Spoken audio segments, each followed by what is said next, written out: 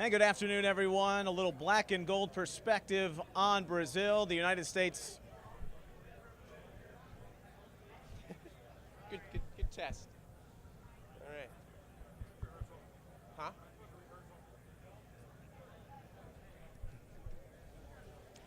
Good afternoon, everyone. Welcome to the Crew.com's Black and Gold on Brazil. A little local angle before the United States takes on Germany. Final game of Group G. They'll be played simultaneously with Portugal and Ghana. So critical. Neil Sika with you, Ryan Schwepfinger of the Crew.com. All comes down to this: win, tie, or loss, and get some help. Piece of cake, right? Yeah, you'd think so, right? Especially because both teams can benefit with the draw. You know, it's difficult to really say the mindset, but of course, you know, both teams are going for the win today. But an eye on the other game as well. An interesting dynamic. Don't often see it in sports.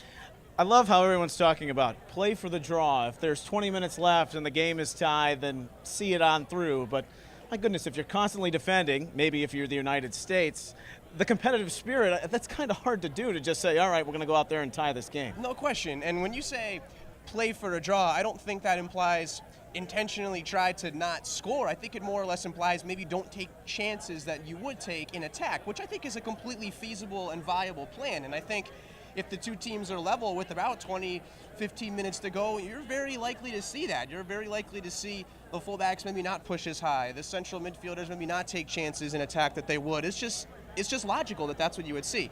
So I think playing for a draw, maybe people have it a bit misconstrued in terms of you're not going to see intentionally trying to not score, just might be more of a mindset in terms of the chances you take in attack.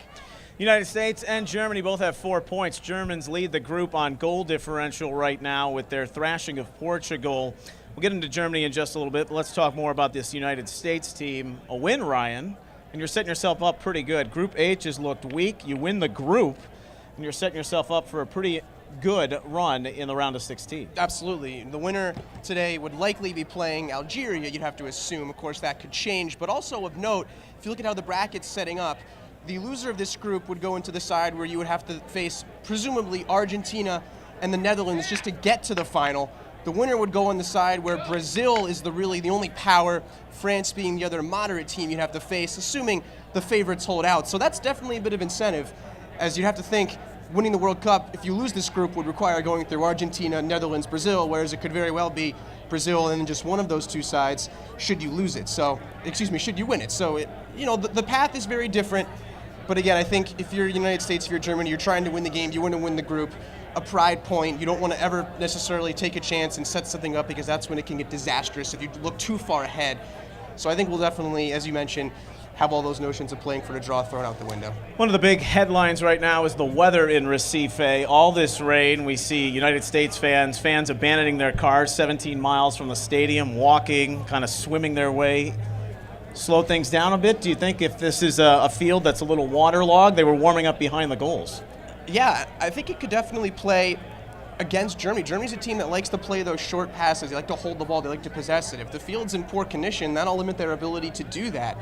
But at the same time, it'll also limit the ability perhaps of the players to run in speed, which could limit the U.S.'s ability to counterattack should Germany make a mistake. So you can look at it both ways, much like we talked about the conditions in Manaus, U.S.-Portugal. Both teams have to play through it. Both teams will adjust. And in the end, I don't really see it playing a factor in terms of giving a team an advantage. Changing the match, sure, but an advantage, both teams have to play through it. Yeah, maybe a slight advantage to the United States. Ryan was talking about Germany's ball movement. It looks like a 4-6 sometimes with that attack, or the 4-3-3 of Joachim Löw. Let's talk about the United States lineup. All right. A couple of changes. Brad Davis comes in. We know him from Major League Soccer, one of the best set-piece guys out there. Left foot, compared to David Beckham at times. He's been phenomenal, but he gets his first start today. And then you get Omar Gonzalez coming in for Jeff Cameron, who has an error to start the game. Now, it was a train wreck in so many ways on that last sequence against Portugal, but 7 MLS players are in the side for the United States. That has not happened at a World Cup game since 1998. Big moment for the league and big moment for the new guys coming in. Certainly. The first thing you want to touch on there, huge moment for MLS. What an opportunity. You say 7 guys, hasn't happened in quite some time. It's a great opportunity for the league to continue to impress, as it has been at this World Cup, all tournament long, I should say. So you have to think Jurgen Klinsmann has confidence there, as do fans of this league, they should have confidence. This league has proven itself that it belongs on this stage. Performances by not just United States players, other nationalities as well. Giancarlo Gonzalez here in Columbus.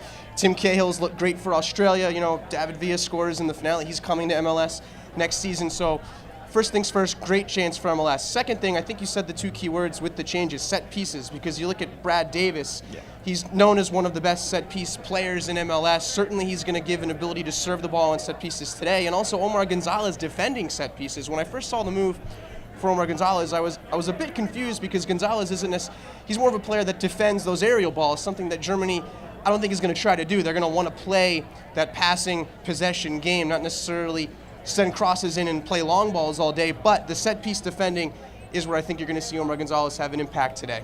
Well, let's not forget, too, him defensively. He's been kind of flighty, Ryan, here and there leading up to the World Cup. Hasn't appeared except off the bench late in the last game against Portugal. Is it a big risk to put him out there at this point? It could be, but if you're looking at it from the United States perspective, you're bringing him out for Jeff Cameron, who had that major slip-up against Portugal, so you don't know how that might have affected his psyche in this game. Tough to say. I think, we've mentioned MLS playing well in this tournament. Why not give him a chance? And especially, you mentioned the quality he brings on set pieces. That could play huge in terms of corner kicks. We saw Mats Hummels score off a corner in Germany's opening match. That's a place where you're going to want Omar Gonzalez defending, so we'll see how it plays out. You mentioned Hummels, the Germany back four. We've got guys here that normally play center back all across the board. You brought up set pieces being pivotal. You look at that second goal by Ghana, or the first goal by Ghana, and that second half, which was explosive between the Germans and the Ghanaians. That's maybe where the United States sees some vulnerability there. You can run at a guy like Per Mertesacker. We've seen him have his ups and downs with Arsenal. There's opportunity there. You can find Bradley, Dempsey, that space behind the midfield, which has been lackadaisical in their rotations at times through the tournament. No question. If there's a place you can get this Germany team, it would be speed and finding it in behind the defense, particularly because you say they're essentially playing four central defenders along the back line. It's not the quickest of units.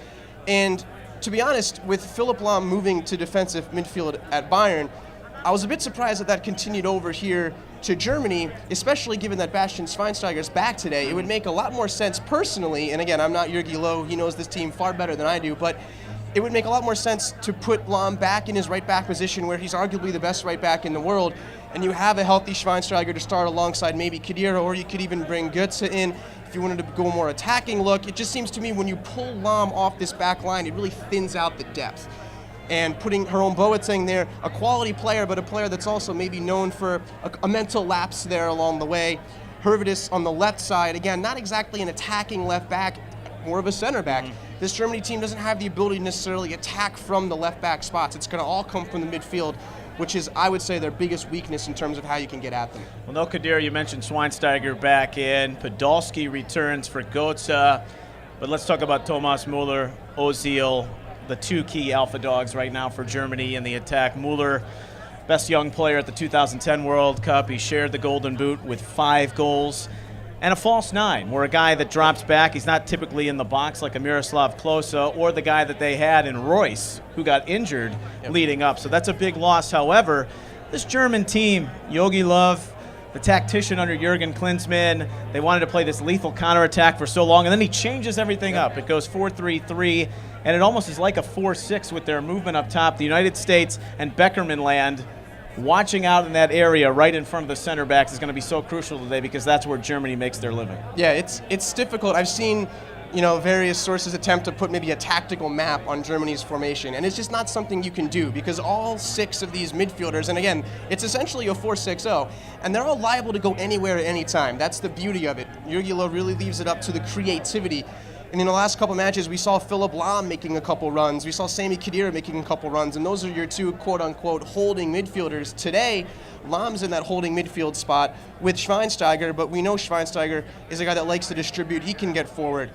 Podolski in for Götze, more of a shooter rather than another creative presence. I think that gives it some definition because you'll see Podolski try to get the ball, maybe go for goal more than you would see Götze drop back and just continue to defend it. But the beauty of Germany is that anyone can pop up anywhere. It's so fluid, it's so dynamic, it's really beautiful to watch. It's an impressive attacking team. It makes them so attractive, and it also makes them so dangerous. Let's make a quick footnote on the other game here, Ghana and Portugal, because you know you have guys on the bench maybe monitoring what's going on in the other game. If you're down a goal, if you're the United States, going for it, trying to get the tie or the win. But what kind of shape is Ghana in right now? There's all this talk about the Federation not paying them for their appearance fees, and this was coming after the United States game where they looked pretty darn good, and then they looked good in the second half against Germany, tied up at 2. You don't have the half-brother of Jerome Boateng, Kevin Prince Boateng. He's sent home. Montari was one of their best players against Germany. He's gone. How does it affect this team who's played rather well? It's not France of 2010, and they're in a position where they could advance with the goal differential favors today, presuming you don't get absolutely blown out. So should it go to a 1-0 lead for Germany, I think that's when it gets really interesting for the U.S. because you certainly want to go after that tying goal, but at the same time, a 1-0 loss wouldn't be the end of the world unless, of course, you know what's going on in the other game and Ghana's up by 3 or 4 or something like that.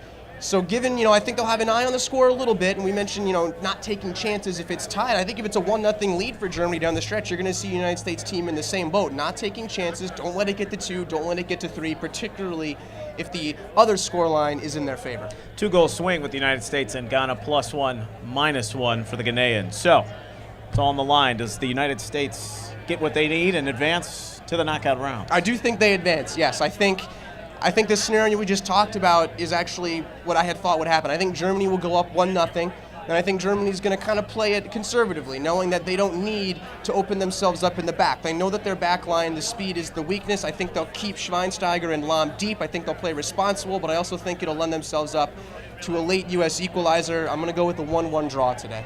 All right, well, the short rest, we'll see if that affects too, coming out of Amazonia, and the United States and Germany here meeting for the first time since the summer of 2012. That was mostly a German